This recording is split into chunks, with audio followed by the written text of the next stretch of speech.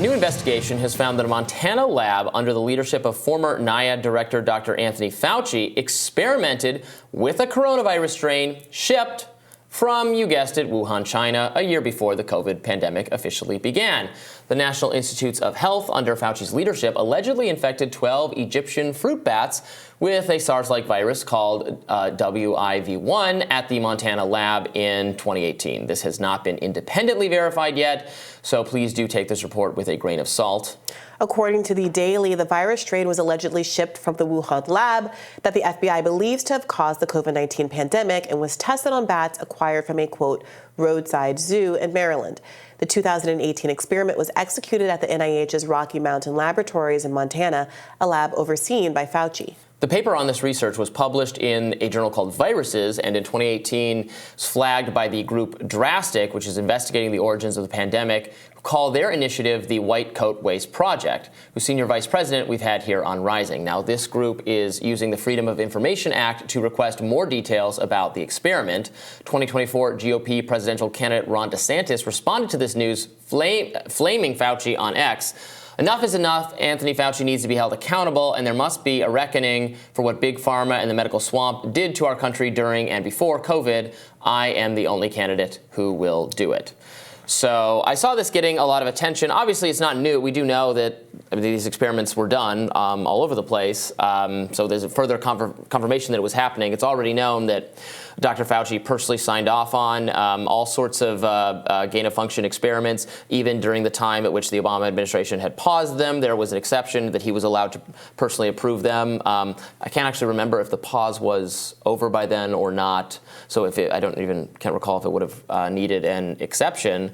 I remember that before the search for COVID origins actually concentrated on the Wuhan lab, there were some questions about experiments done even in U.S. labs as well. What's the plan to hold Fauci accountable?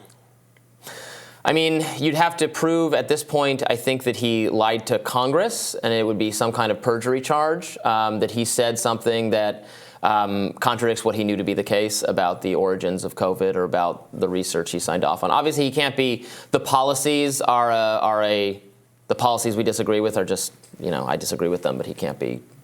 And he is retired. So he's retired, but he's about to make a killing. Well, that's the free market, baby. We love that, right? So what I don't understand is, if you are invested in protecting the public health and welfare of Americans as a politician, as a presidential candidate, whatever it is, looking forward, but your focus seems exclusively on a man, one single individual who is no longer in the decision-making position he was in when he made these mistakes.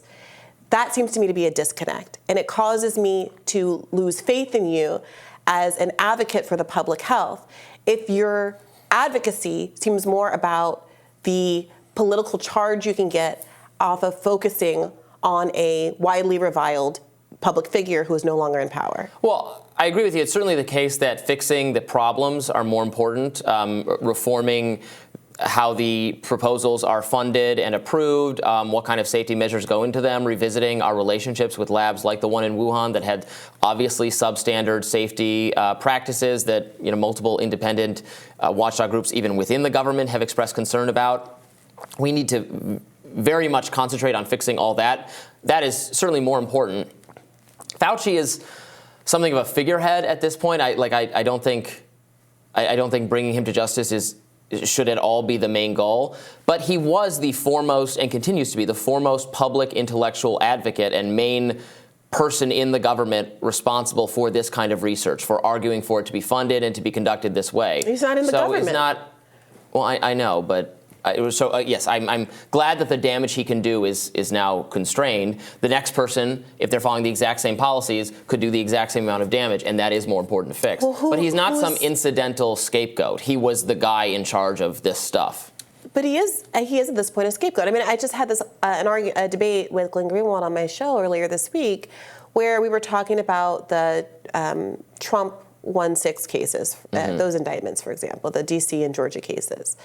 And we were debating how much the public should really care about them and whether or not it was a political prosecution. And et cetera, et cetera. And I said, Glenn, I mean, it can be both, can't it? I mean, obviously this is political. Obviously it's politicized. But what is the line when someone actually does break the law versus and having some accountability versus when you're just pursuing it to be pursuing it? And I think it's an interesting question to ask in this case as well. At what point, Glenn was making the case that, many, many presidents break the law. Why are we just going to start looking for accountability in this moment? I don't want to mischaracterize him. You should go and listen to what he said in his own words. But it's always going to be a mistake to say, well, there wasn't accountability for wrongdoing in the past, so we can't start now. That's not what we want. We don't want that. I took the other side against Glenn. And I think that if there is some actual legal wrongdoing here with Fauci, go at it. The problem I feel is the same about Trump. Yeah, but the problem is here, it seems even so much less than that. Because even in the statements that we just read, I'm the only one, what did he say? I'm the only one who can hold Fauci accountable. I mean, that language really struck me because it's not clear. You're not even articulating what accountability would look like. At least with Donald Trump, we have indictments that have set out the contours of a crime. Now, that has to be proven in a court of law, but at least we know what we're talking about. With Fauci, it does seem like his name is being used to keep the issue alive, an issue which, largely because Joe Biden declared COVID is over, something that many people in this cohort of the right wanted. They wanted the policies to be over. They wanted the pandemic to be over. They wanted the mandates to be over. They wanted everything back to normal. Well, you got your wish, but I do think the political juice is going out of this one. Whether or not the pandemic is actually over, the political juice is going out of this one. And I think it's hurting candidates that really made their bones focusing on COVID. And talking about Fauci is one way to keep it alive, but even that seems to me to have diminishing returns the more he fades from the public eye. I don't care if it's popular. I don't care if it's politically savvy. I think it is important to understand the origins of COVID and if it was human error, lab accident, something like that. The toll has been catastrophic. The death and destruction, awful. Is targeting Fauci aimed at that goal? Imagine all the baddies that exist, the nameless baddies that exist in our government, who persist in our government, who are not being investigated, it seems, I'm not really in any meaningful way. For them. I mean, they should be investigated too, but it feels very cheap to say, oopsie, we invented a super virus that killed millions of people and destabilized the world for 3 years. Sorry. It's like it's the guy who brings back the dinosaurs on a park and everybody dies. Whoops, my mistake. Yeah, at some point, they're again, if we demonstrate that was the case and that it was lax safety standards and bad science and contrary to the will of the politically elected leader, Barack Obama, there should be some kind of accountability for that. I would love to hear more about what that looks like and who beyond Fauci, because he's not the only one who's responsible here, who might still be in government and still be making decisions that are against the interest of American citizens, is going to be held responsible. That is all I'm asking for a more full-throated articulation of what this investigation is going to look like. Because what it's increasingly feeling like, it's like, Hunter Biden. I mean, it feels like another one of these UFO. Like, how long are we going to be waiting for more here? Okay, but the stakes here are. The stakes here are huge. We want to prevent this from happening again. And is this well tailored to that end?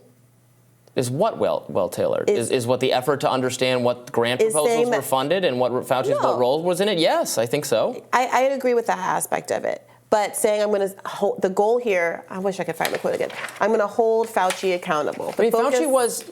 We'll let this go in a sec. But just as a reminder, Fauci suggested that experts independently, without any of his organizing, reached the conclusion that it was unlikely to have come out of a lab. That was an idea he put out into the ecosystem in congressional testimony and in media appearances. And we've subsequently learned that behind the scenes, he was very involved in encouraging the experts he was consulting with to reach that conclusion, a conclusion that was made stronger in the final draft of the paper for Nature, stronger than the conclusions the scientists actually got behind. And that was misrepresented by him. I'm not saying that's enough on its own to constitute some criminal matter, but I think it makes his judgment very suspect. If it is, let's draw up the indictment. Let's do it. Let's do it, but it shouldn't be used as a way to just pad people's political careers and go round and round and round in circles. Especially when I gotta say the background of my frustration here is that there is a public health crisis. There was a public health crisis going on before COVID. There's a public health crisis that persists, and there's politicians in Congress that are currently agitating to send enough money to Ukraine, into Israel, that could be used to pay off every dime of medical debt in this country.